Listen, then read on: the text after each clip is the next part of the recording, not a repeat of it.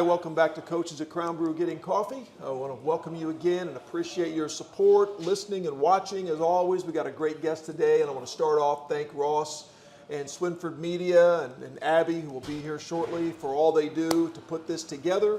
I want to thank my boss, Bill Swinford, as well. I want to thank my buddies at Adrenaline Fundraising for all the things they've done for me in my career. They continue to do post-career, sponsoring this podcast and helping people raise money. Not the favorite thing coaches want to do, and they make the job really easy, and they're great. I want to thank Crown Brew for letting us use this facility, not only while they're open, but to be in here a little post-closing time, and they're very cooperative, and the girls take great care of us in here, so I want to appreciate them. And I want to thank all of you again for watching. I want to welcome my guest, Mr. Matt Brown. Matt Brown, of course, was my quarterback here at Marion High School and went on to an amazing career in college and even had a flirt with the NFL, which we'll get into. So, Matt, welcome to Coaches at Crown Brew Getting Coffee. Yeah. Hey, thanks for having me. First of all, Matt goes down as one of the greatest players to ever wear a Marion uniform. He was a 3-year starter at quarterback. He holds pretty much every passing record in school history for completions and yardage and touchdowns and all of that, and wins. He is recently inducted into the Illinois State Hall of Fame, which we'll get into a little bit later. He is a current member of the Marion High School coaching staff, which again we'll talk about towards the end. And let's start right off, Matt Brown, with your background. You are a local Marion kid, but not originally. So let's talk about that a little bit. Yeah, so I actually grew up in Heron. And I know how hard that is for me to say. I mean, nowadays, because, you know, Heron and Marion, we don't really truly get along that often. But I actually, up until about 6th grade, I was a Tiger.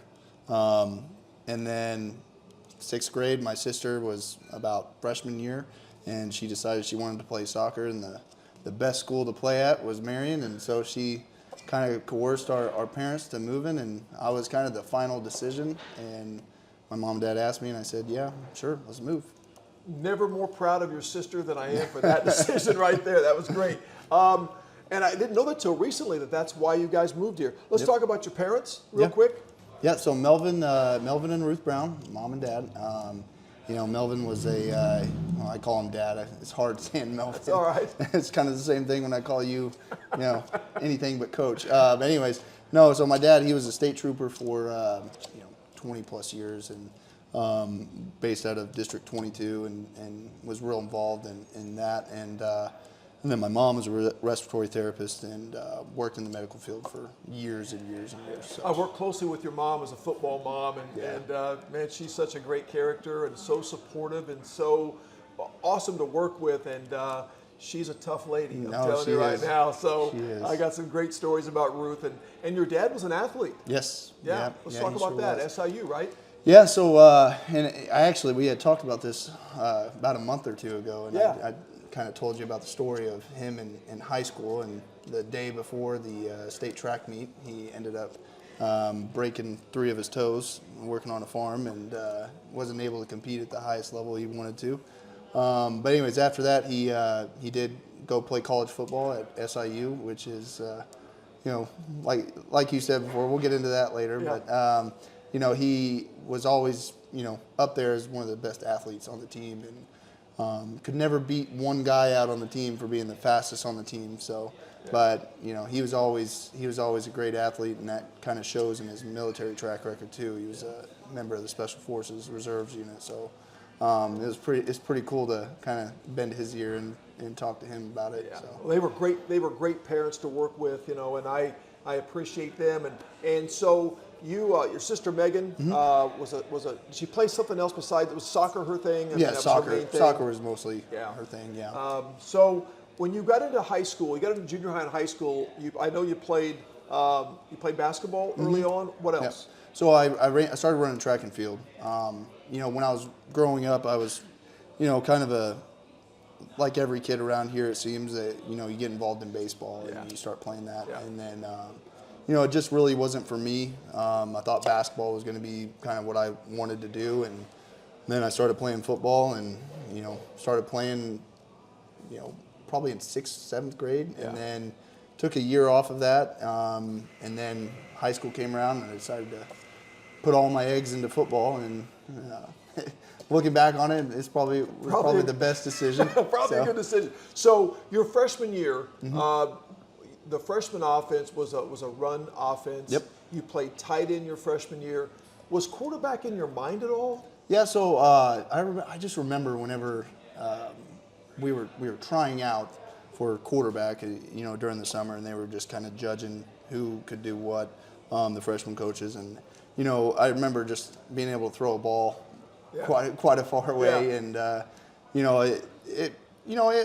thought about it, and I was like, but it's probably not the best fit for this kind of offense, because you're not going to be throwing the ball maybe 20 yards down the field twice, 2 or 3 times a game. So, tight end was the best fit for me at that time, and then, lo and behold, the next year we ended up going to a spread offense, and So I tell a story about you. The first time I ever saw you play quarterback, was that your freshman or sophomore year? Would have been my sophomore year. Okay, so going into your sophomore year, I don't know you. You're a freshman player moving up to the varsity level, and I'll tell the story. We have a night practice. We had morning and evening workouts. We have an evening workout, and you're there, and most of the kids there were older varsity players, and we were going to run some pass plays against the so-called starting secondary.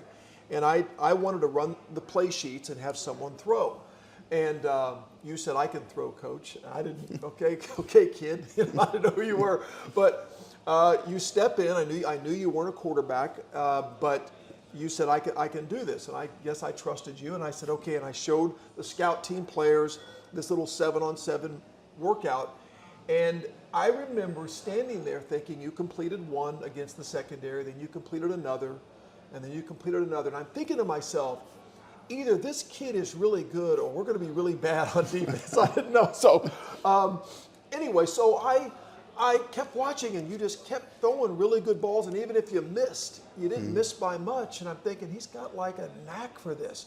And I think that's where, in my mind, I said, I think this kid might be a quarterback. Do you remember that? So, no, not really. Wow. I remember whenever I was growing up, one of my good friends is Michael Nyman, and me and him used to play catch all the time in the backyard. And we were, every summer growing up, we were with each other, and, we were playing football or basketball or some other sport. And I just remember, and I would always try to emulate what guys were doing in the NFL, because, the big thing was watching, for me, it was watching Notre Dame football on Saturdays, and then Sundays it was watching the Green Bay Packers and watching them play, and watching Brett Favre and eventually Aaron Rodgers, obviously. But I always just tried to emulate what I saw, and didn't really end up working out for me like I thought it would, as far as being able to have that longevity of it. But I think the overall concept what I was trying to see, I was trying to replicate, and never really put much thought into actually doing it, but had a chance, and So your sophomore year, we've gone to a new system. We've gone to what is called the Tony Franklin system. It's an air raid offense. It's a big change from where we had been. In fact, very few teams were running a spread offense, and we adopted the Tony Franklin system, which they come in and they give you everything you're going to need to run the spread offense, and practice schedules, and we adopted the whole thing, hook, line, and sinker. And we went to some camps in Owensboro, Kentucky, some 7-on-7s, and you're trying out for quarterback, and I'm thinking he's going to be the JV kind of guy. We had what I thought was going to be a young man. Adam Byrne was a really he had been the quarterback for his class for many years in a row, 6th grade, 7th grade, 8th grade, freshman year, and we were pretty good with that. Adam was more of a running quarterback, but could throw the ball pretty well. And so we embark on that season, and we win our first game that year in 2005, and we end up, kind of falling short against some really good teams. But you continued to impress me in practice. And I felt like you were really taking strides in this offensive system. And I had a meeting with my staff, and I said, I'm thinking about starting Matt Brown week 6 against Althoff. And Adam Byrne, I had to have a sit down with him, and I'll give him tons of credit. I asked him, I told him what I was going to do. I want to make a switch. I was going to move him to running back and defensive back, make him a two-way starter. I know his heart was set on being a quarterback, but the way he handled that helped us make this transition successfully. Right. But what people don't know is in your first start at home against Althoff, 2005, your sophomore year, what happened? So, all right. So, starting from the beginning, we started out pretty well. We held them down to I think we scored early. We held them to about 12 to 14 points in the first half. They were shocked. Marion never Right. competed with them. So Yeah. at halftime is pretty close. Yeah. So and then the second half comes out, and one thing after another started happening. It was a ball bounces off a kid's hands and winds up in their hands. And then the next drive come out, overthrow a receiver, they pick it off, then they score again, and it just kind of compounded up until the very last one, which is one of the most remarkable interceptions I think I've ever seen in my career. Was, I threw a ball to a guy. I guess he had misread the wristband and was going to block a guy instead of doing a curl route, and threw it, and then it bounces off of his helmet.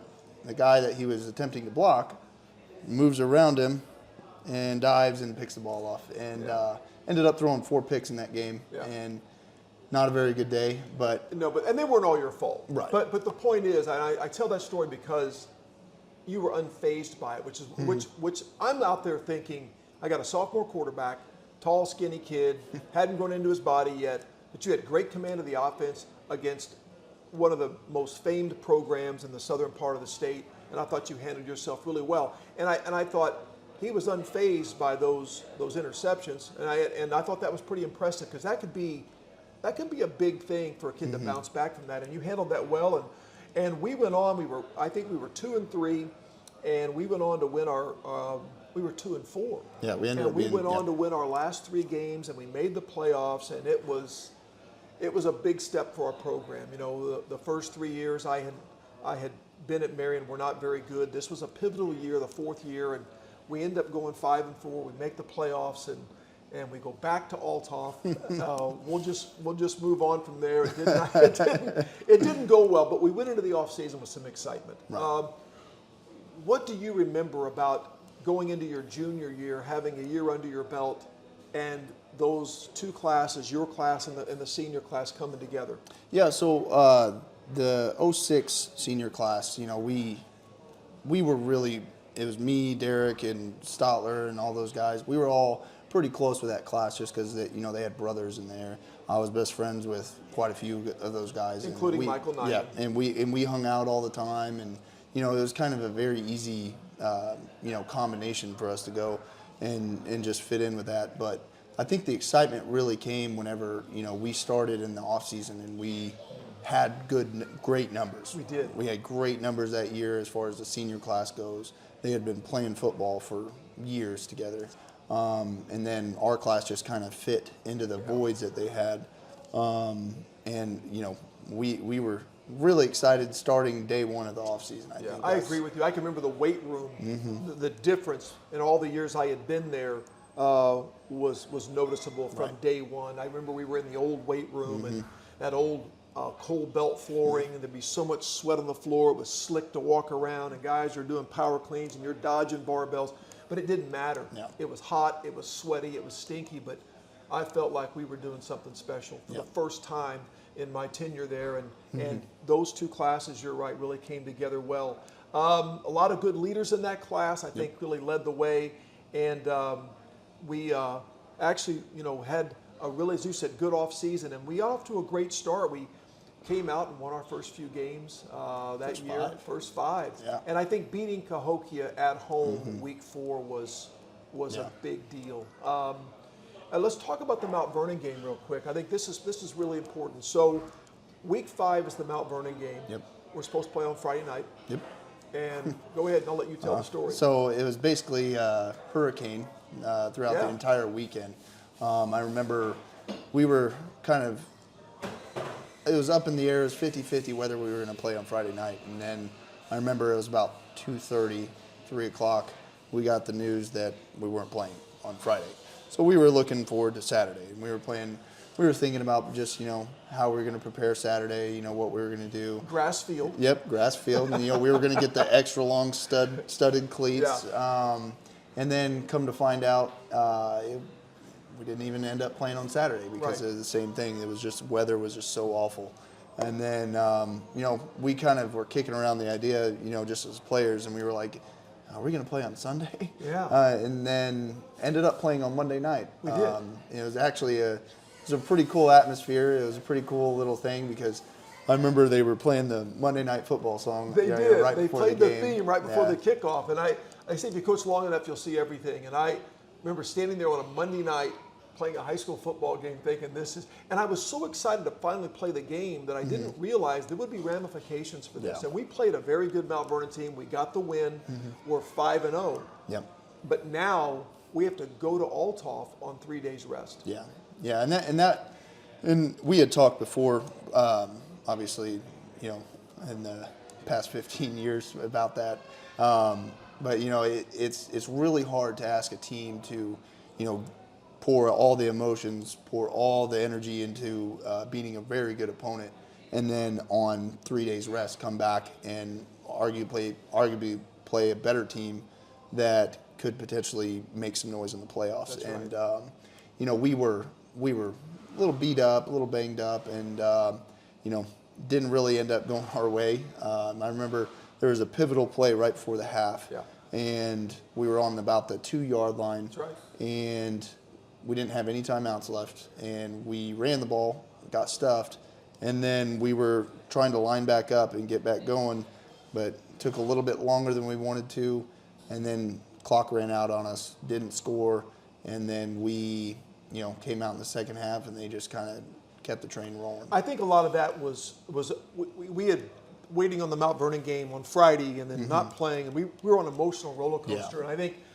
I probably mismanaged some of that myself, and I think I mismanaged those plays right before half. But lo and behold, we come away from that, and we end up having a strong finish to the year, Matt. And what stands out to you? That team would go on to make the playoffs, get a rematch with Mount Vernon, play Triad at home, and beat them. So we're headed for the most wins in a single season history for the school. We would end up winning 10 games that year and go to the quarterfinals. In your mind, what stands out about that team in particular? So, and I can't really put my thumb on it as far, because I had thought about this a little bit. I think setting the standard was the biggest thing. Yeah. And then, because we had high expectations for that season. Yeah. And, going into the season, we knew we were going to be pretty good. But I think the standard being set to what it was and getting guys to understand that, the past is the past. We're not going back to that way. That's right. We're gonna set this standard and make it our standard for not just our class, but for every class that potentially comes after us. Well, and I think you did that. I think those two classes did that. I think established a standard that many other classes would follow. You gave them, kind of lit the pathway. And I heard a guy say one time when the Steelers were bad for many decades, finally they drafted a bunch of young guys named Lambert and Joe Green and Terry Bradshaw. And they said what made that group special was they didn't care about the history. They didn't look back at the history, the bad history. They made their own. And I think your class and the class of Dustin Borum, Dustin Kendrick, Adam Byrne, Michael Wynn, these names come up, and they were great leaders. Chad Francis, they were great leaders, but they didn't care about the past. Right. They didn't care what Marion's past was, and I think that was huge for us as a program to have a class that felt that way. So we go into the 2007 season, and we have to graduate a bunch of really good dudes across the board. And as I told you before we went on air, if you're watching a film and you're going senior, they lost a lot. They got some back, but they lost a lot. My expectations were probably less for 07 than they were for 6. Yeah. And boy, you guys surprised everybody. Yeah. Maybe even including yourselves.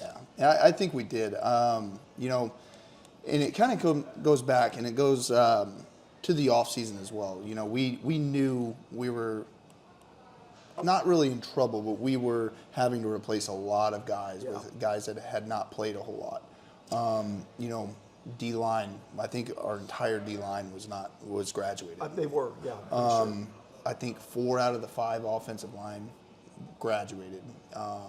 Outside of Tim Flynn, he was the only guy that came back, I believe.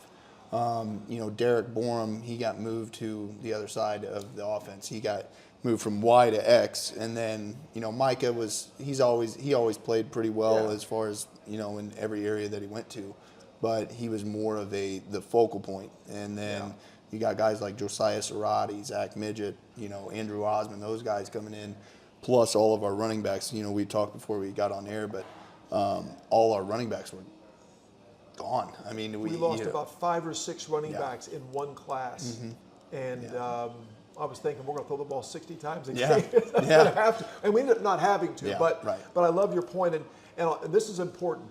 We decided to take the team on a yellow bus from Marion to Troy, Alabama, in the middle of the summer. That bus is not air conditioned. It is a school bus.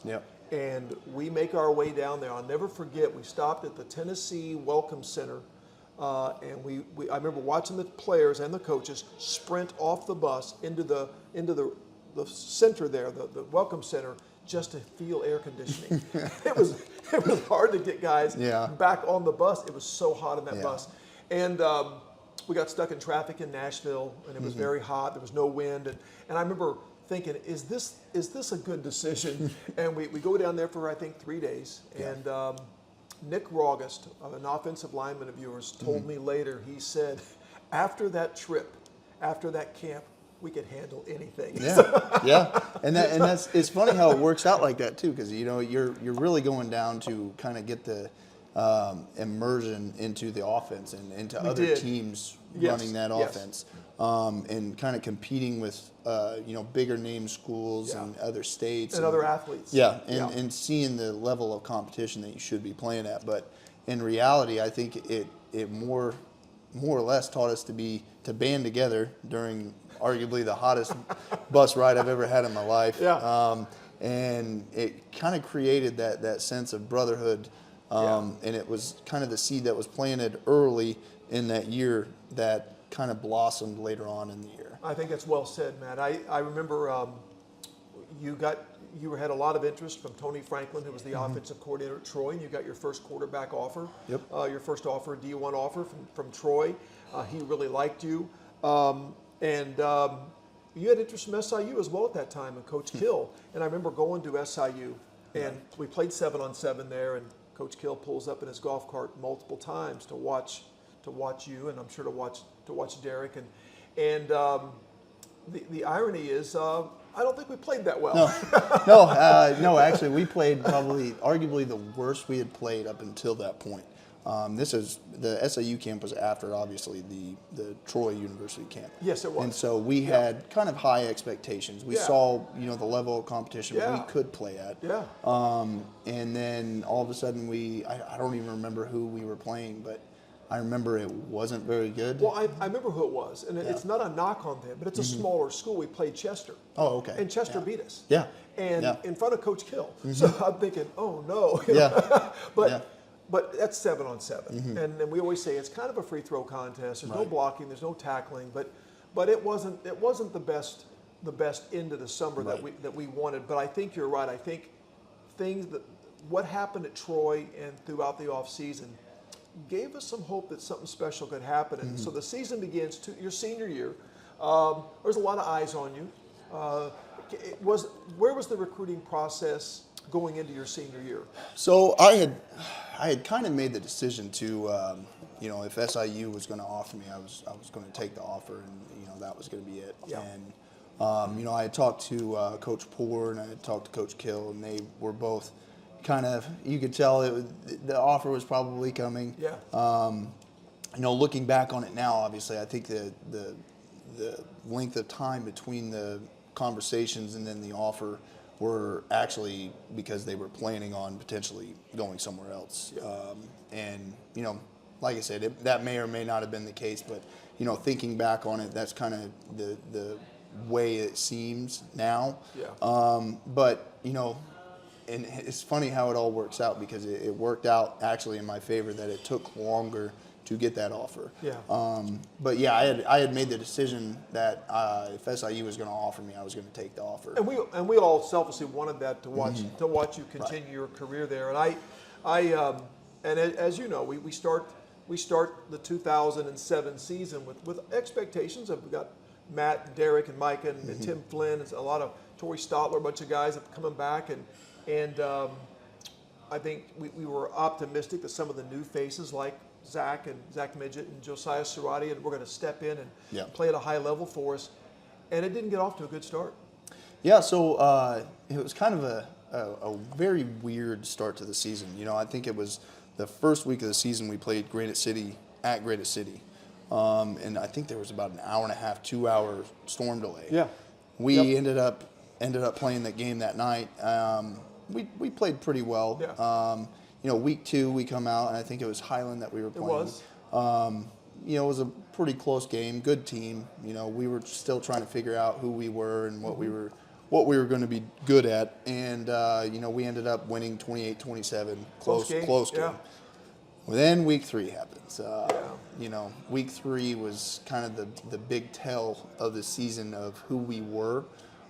We went and played Harrisburg at Harrisburg. It was the first year of an 8-year contract. Yeah. And And yeah, so we come out and we are not playing very well in the first half. You know, what did we say the halftime score was? I think it was 19-0. Harris is up 19-0 at halftime. It may have been the worst half of football, one of the worst halves in my entire coaching career, especially for a team that we thought our team was pretty dang good. And hats off to Harrisburg, boy, they hit us right in the mouth. Yeah, and that was the thing. They kind of took advantage of some of the things that we were struggling with early in that year. And you know, they were able to control the ball a little bit in the first half, and that kind of kept it away from our offense. And then we made some mistakes, you know, a couple turnovers, I believe, in the first half. And then, you know, second half, you know, I won't talk too much about halftime, but you know, halftime was a very awakening time for our team. Right. You know, well said. I won't say too much about it, but you know, there was some yelling, there was some screaming. We ended up, you know, coming back and winning that game on kind of a last-second ordeal. It was 20-19. A couple of trick plays. Yep, couple of trick plays that Yep. ended up working, and you know, 2019, we were good, and we were 3-0 going into Cahokia. Yeah. You know, Cahokia was a very different animal that year than they were. And then we lost to a very good Cahokia team. We went to Mount Vernon and did not play well. And I remember being very frustrated. I think the expectations, we were starting to think, hey, we are going to have another great year. And Mount Vernon, we laid an egg. We did not play well. A lot of frustration among the players and the coaches. And then now we have to play Althoff. We're sitting at 3-2, home game against Althoff, and we don't have a good first half. Right. Althoff's up at halftime. The story is they came out at halftime and did a little dance on the M, and it got you and Derek Borm and a bunch of people, I'm sure Coach Dunning, extremely fired up, and it goes on to be one of the most exciting high school football halves I've ever seen or been a part of. We pull out some trickery. We've still got to stop NFL player Jason Ford. We got to stop him in this ball game. It's his senior year, and we win that ball game, I think, 50-46. And it is in that second half, Matt, that I thought you went to a different level, but I felt like the entire team did. Yeah, and it's kind of interesting, you know, there's always that one spark potentially that could, you know, lay the foundation for the rest of the season. And I think that was the spark. That was what ignited our team to the point where we said, enough is enough. We're going to stop being, you know, little kids, it seemed, and we're going to start being young men. And we started making decisions that were, you know, more beneficial to the team. We came together even more so, and this is kind of what I was referencing before. I think it was always there. We just never really truly got pressed or forced into that moment like we did against Althoff. I think Althoff, the whole, you know, dancing on our field and getting on our M, And we took pride in that because, I had mentioned to you before, we had a 15-game home winning streak, and that was right smack dab in the middle of that. And I think, and we took pride in our home field, and we knew we didn't want anybody coming in and disrespecting us while we were on our field.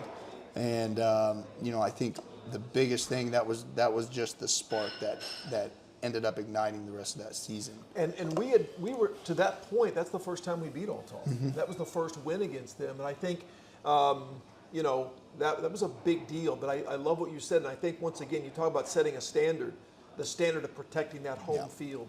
Again, future classes we could lean on that now and say we could tell that story, which was pretty awesome. And we finished the season. We went out. Yeah. As I said, we're like a different team. We played a very good Heron team and won that game late. But again, I thought it prepared us for the playoffs. And we start off with Waterloo at home on a Friday night. It is a great game on kind of a muddy field. Yeah. And you had a big ball game, one of your best high school games. Yeah. We ran a kickoff back, and there was a lot of excitement. And then we have to go to Mattoon, round 2, and play a really good Mattoon team. And this was not this was a tough matchup for us. It was. They hung their hat on, especially on their offensive side of the ball. They hung their hat on controlling the ball and running the ball and controlling the clock, not letting you get extra possessions. Right. And with a high-powered offense like we had, we wanted more and more possessions. Right.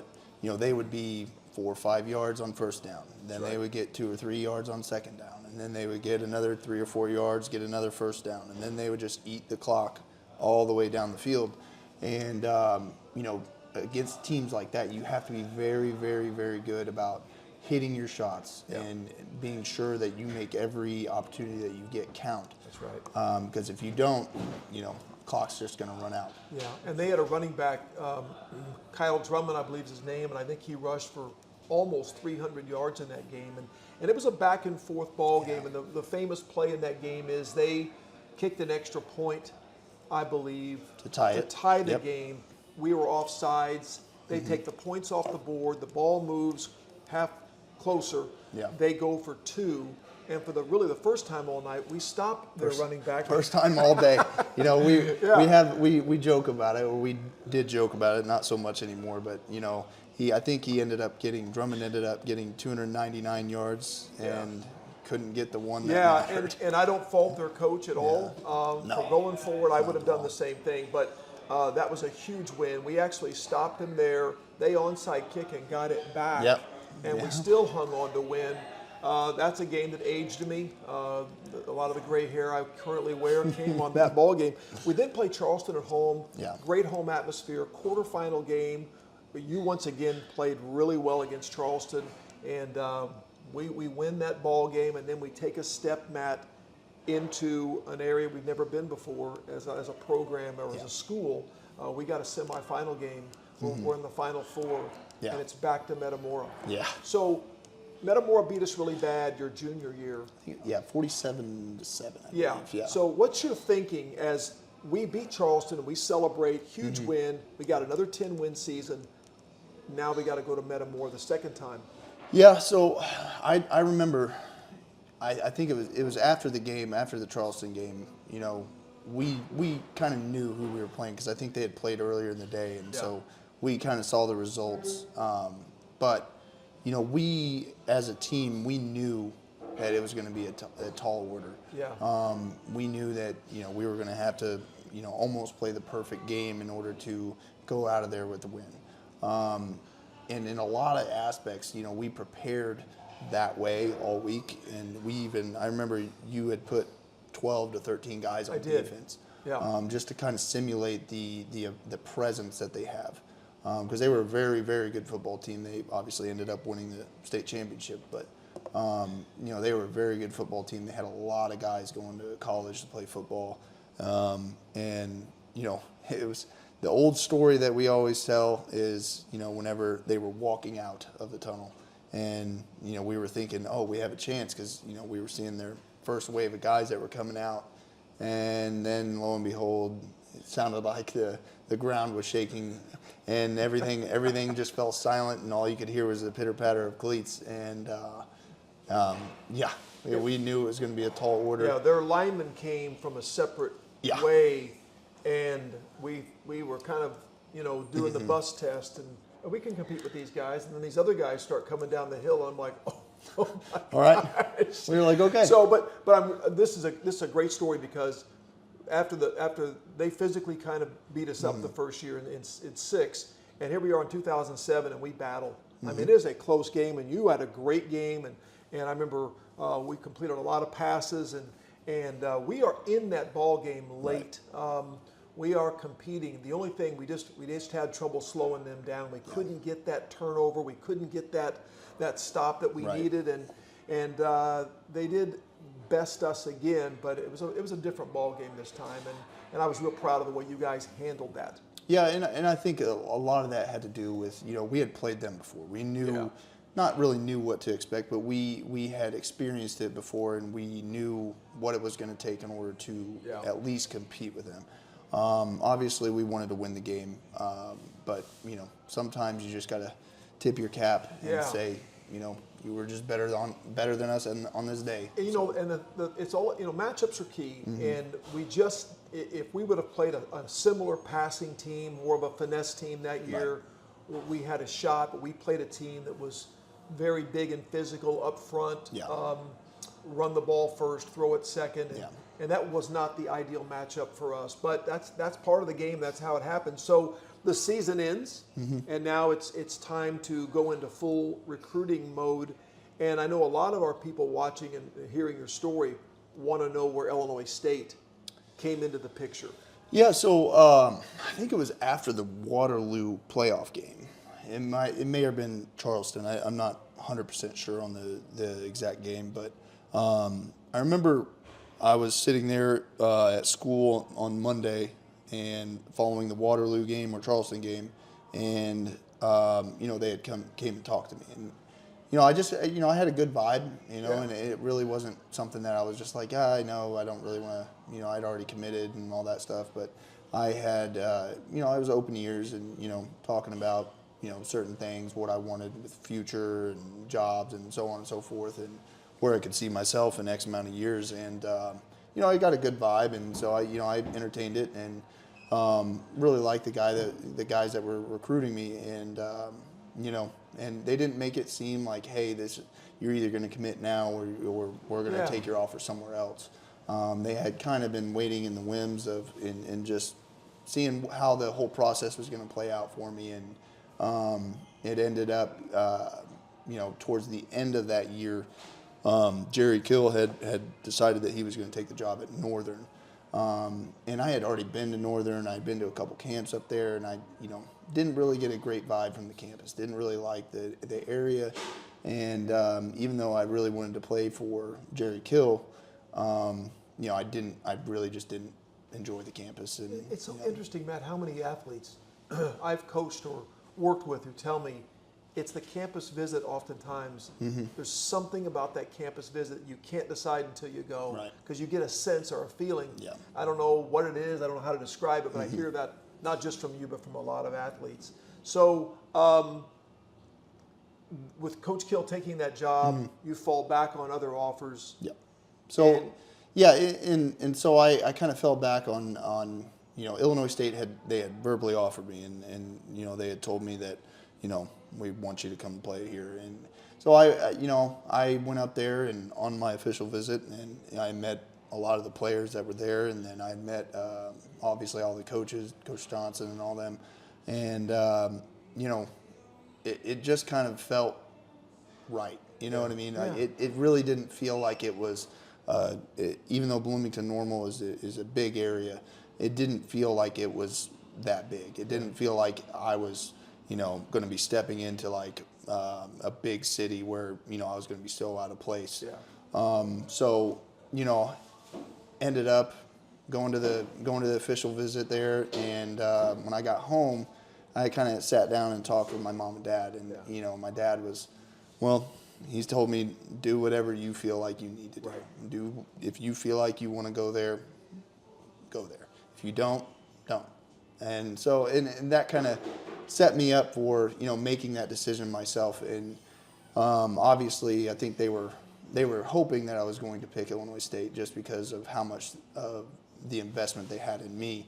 And then I ended up, as soon as I got home from that official visit, I had about a 4-hour trip to think about it, and ended up calling Coach Cornelson up and telling him that I was going to come to Illinois State. So yeah, exciting. I remember it like it was yesterday, and that whole process as it played out, and you go to Illinois State, and I just want to mention a 45-game streak of starting at quarterback, 4 consecutive 2,000-yard seasons. You're the school leader in completions, attempts, yards, touchdowns, completion percentage, and total offense leader. Matt, you set 5 Missouri Valley Conference records, 7 single-season records. You were the 2009 Missouri Valley Conference Freshman of the Year, second team All-MVC 2011. You were the Offensive Player of the Year. Was that your senior year? Your senior year. Numerous freshman records, which I should have mentioned. But the point being, you really made a name for yourself there. And obviously, Matt, it was a great fit for you. And you never know until you get there, and you got to mesh with the team, the coaching staff, the philosophy. But obviously you did. I want to start back a little bit and talk about your red shirt your first year, your second year, first game of the year. Let's talk about your first start, your red shirt freshman year. So the first start was actually against U of I. And, it's kind of weird to think about it now, but, back then they were 2007, 2008, I think they were in the Rose Bowl. Right. And they had, some pretty good success. Ron Zook was the coach. Jason Ford was actually on U of I's team. Yeah. Kind of a familiar face playing against him in high school. But no, so it was kind of a surreal moment in a way, because you kind of get christened into college football by saying, hey, you're going to go play against the Big Ten team that has Corey Leggett on the D-line, Martez Wilson as a linebacker, and, X amount of guys that are potentially draft picks in the NFL on their defense. And so, the whole thought process that whole week for me was all right, well, going to be playing anyway, so might as well just try to make the most of it, and try not to screw up too bad. And I think a lot of that had to do with the coaching staff, that they had believed in my work ethic and the amount of preparation that we put into that week. Even though I was a 19-year-old kid starting in my first college football game, on that kind of stage, it was kind of a relief to see all the guys just kind of welcome me into that circle, and whatever decision I made as far as throwing the ball, they were on board. And even if I screwed up, I think I threw an interception in that game, they were still on board, and they never really looked back. So. We were there, and we were so proud to see you out there, and not that far removed from Marion High School, and I felt like you looked calm. I mean, you looked like you were right where you needed to be, and I thought you made some great throws early. They were in kind of a cover 2 shell. Yeah. The outside was open. You were hitting a fade route on the perimeter and towards the boundary, and I just was like, dang, I could tell that you had taken another step in your development, which is what college coaches do. They take it to the next level, and you certainly, that first ball game, I remember we drove home and we listened to the post-game show on the radio, and I'll never forget, the commentator for U of I said, that kid looked more like a Big Ten quarterback than a Missouri Valley quarterback. And we were all like cheering in the car going home, so it was really cool. Then from there, Matt, you solidified that job pretty much the remainder of your career, and to play quarterback that many consecutive games at the college level is not only a tribute to your talent and your ability, but also your durability. Did you play with a lot of injuries? Yeah, so I wouldn't say injuries. I played hurt. A lot. Pretty much everybody plays hurt. Yeah.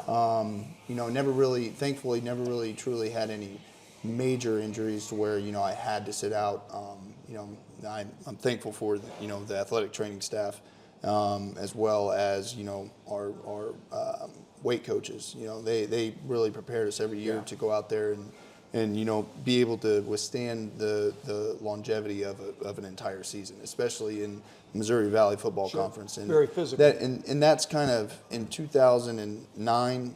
It really started taking off to where you had multiple teams from the Missouri Valley going into the playoffs. Yes, right. And I think it was 2011 was when, I could be wrong, 2011 or 12, North Dakota State started winning their national championships.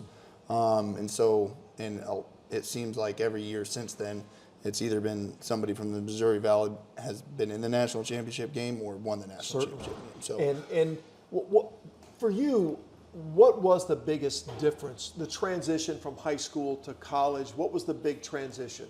What's the biggest difference? Yeah, so obviously everybody knows the speed of the game. Everything speeds up. I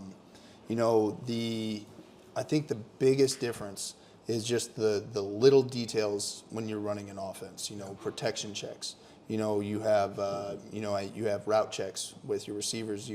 They could be running certain play or certain routes into certain coverages, and understanding those coverages and being able to identify who's rolling into the box. If you have a Mike backer that's plussed out or minused out, if you have another guy rolling down to the line of scrimmage, and if he's going to be a threat to potentially blitz, if you are running play action that way, got to get out of the play.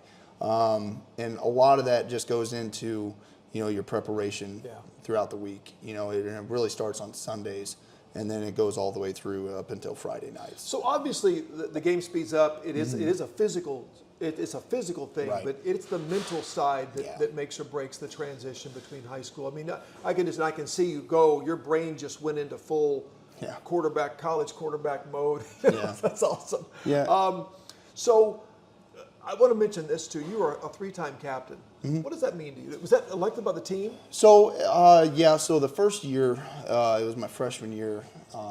It was kind of one of those things that was, the kid that Drew Keel was a guy that got hurt in the first game of the season, tore a ligament in his thumb. Okay.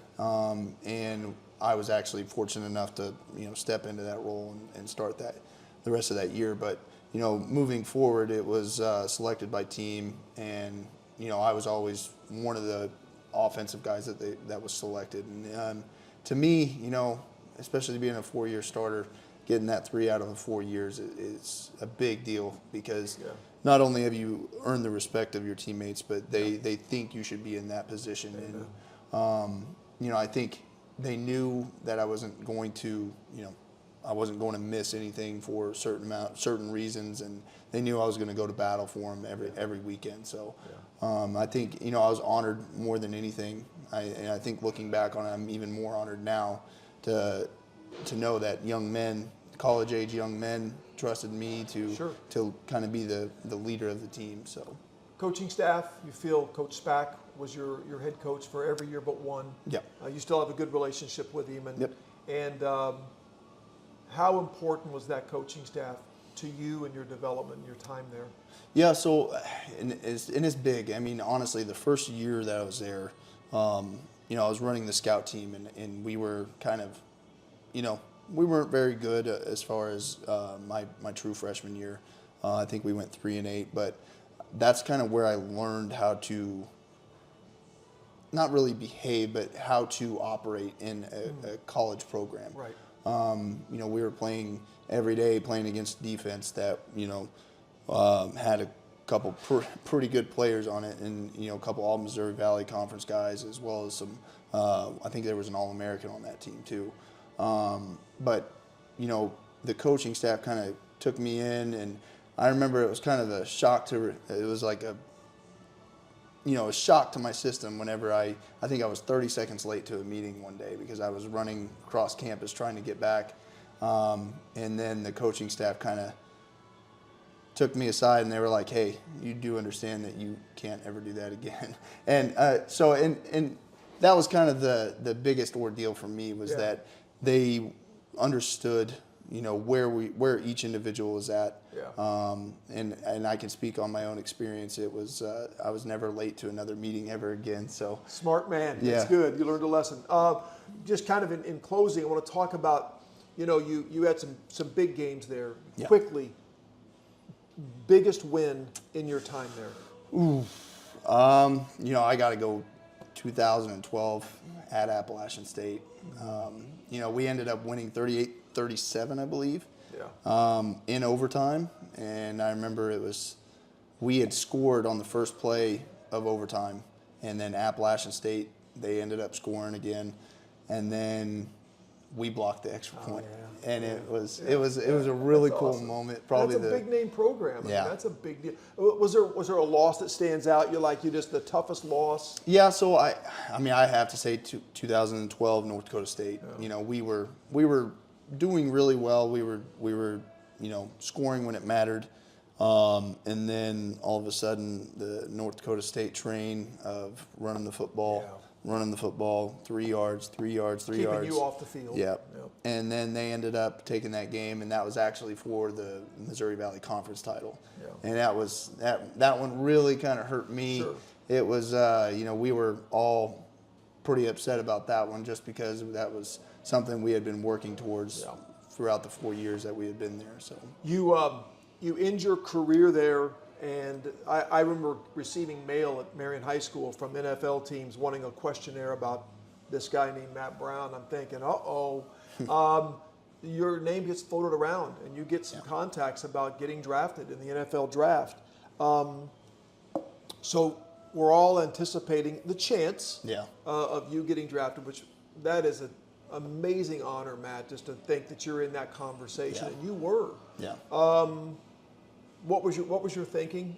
So I kind of had a feeling, I knew it was either going to be a real late selection. Mm-hmm. The quarterback class that year was not, I wouldn't say heavily recruited by the NFL, but it was, there wasn't a whole lot of options as far as guys in that year. Right. I remember I was talking to my agent, and he said, we were talking third day, potentially late round or free agent contract. It actually ended up working out for me because, I didn't get drafted, but I was able to choose where I wanted to go from there. Right. And so I obviously chose the Packers just because my team growing up and, always watching them every Sunday, like I said earlier. But, the cool thing is that,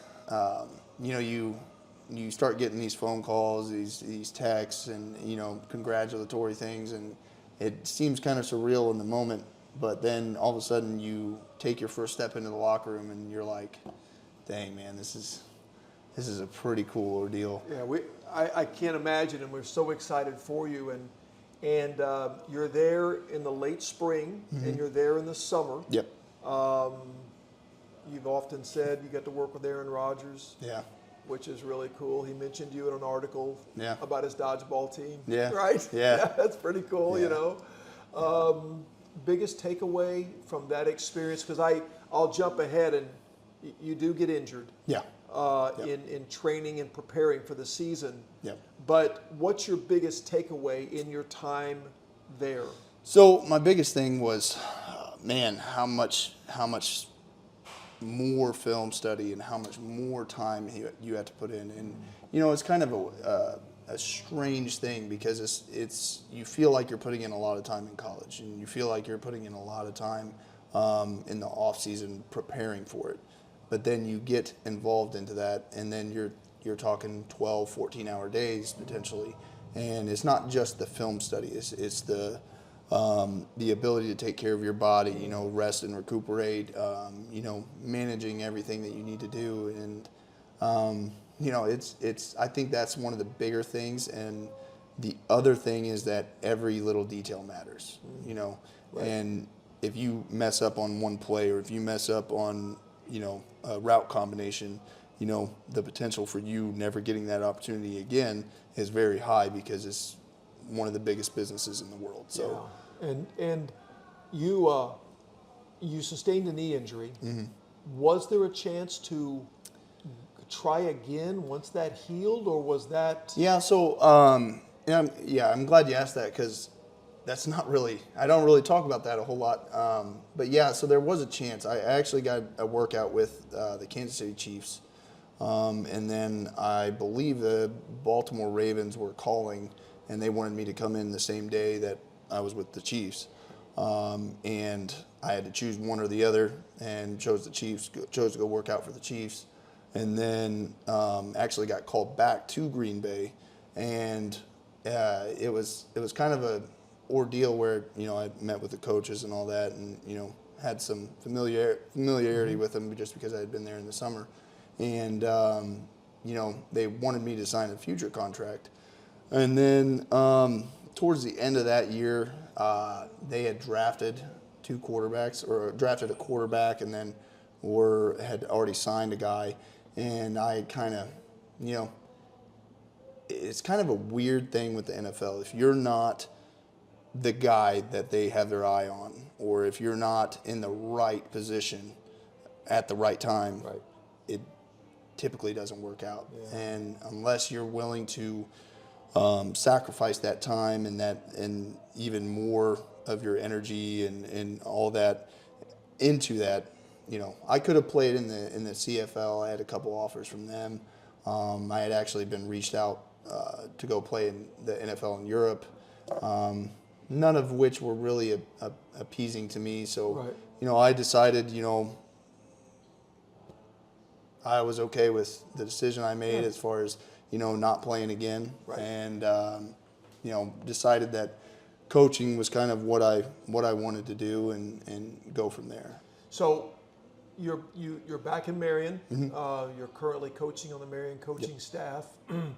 I had the chance to work with you as one of my assistant coaches, and then work with you as both assistants this year, and really impressed about your attention to detail, your enthusiasm, your connection with the players, Matt. It's next level stuff, and I'm real proud of what I saw every day from you.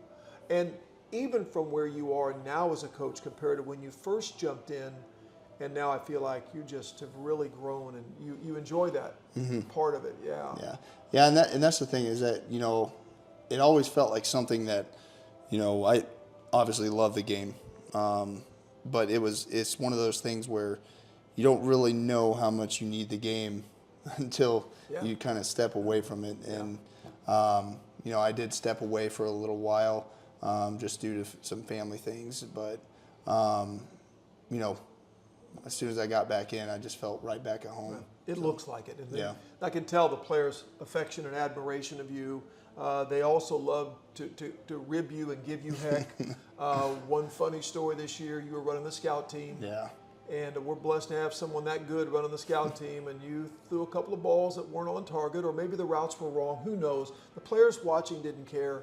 They started chanting things at you, SIU, or whatever else. Yeah. I forgot the other thing they were Right. chanting, Yeah.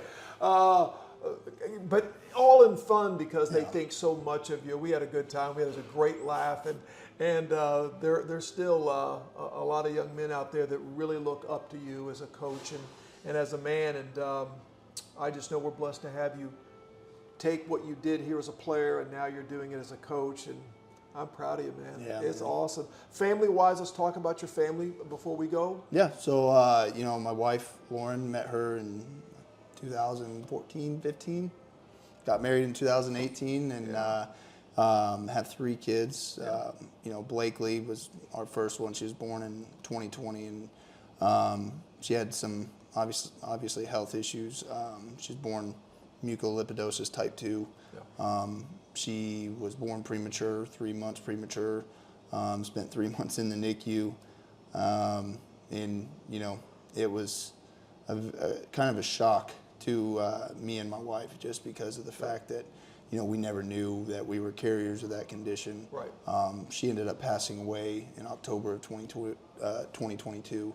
So you know, and that was a hard ordeal. But she's, you know, she kind of taught us the strength that we need to have, not just for that situation, but just for the rest of our lives, and she'll always be with us. Sure. But Then we have Parker, who is, turning 3 in less than a couple weeks now, so she'll be 3 on December 1st. And she is, love her to death. She's probably a miniature version of what I was like whenever I was a kid. But she's all energy, and she's all go, go, go. And then Tatum, she just turned 4 months old a couple days ago. So so she's. Well, you and your wife, through Blakely's situation, were an inspiration to a lot of people, and it's beautiful. How you could, the way you handled it, the love for her, and the outreach you had for that, Matt, you and Lauren both, was just incredible. And so I appreciate you. I appreciate everything you did for me as a coach and what you're doing now for our kids at Marion High School. And I know the future for you is bright, and blessed to call you my player, my assistant coach, my fellow assistant coach, and my friend. Yeah. I love you, brother. I appreciate you so much. And I want to thank you again for tuning in and being a part of our podcast. Thank Ross for staying late tonight. And Swinford Media, Crown Brew for keeping the lights on and not running us out here for Adrenaline Fundraising, and for Matt Brown for his open and honesty and just his serving our kids, and gave us a chance to see a lot about who the man is behind all those records and all that success. So thanks again to Matt, and we'll look forward to seeing you next time. Thanks.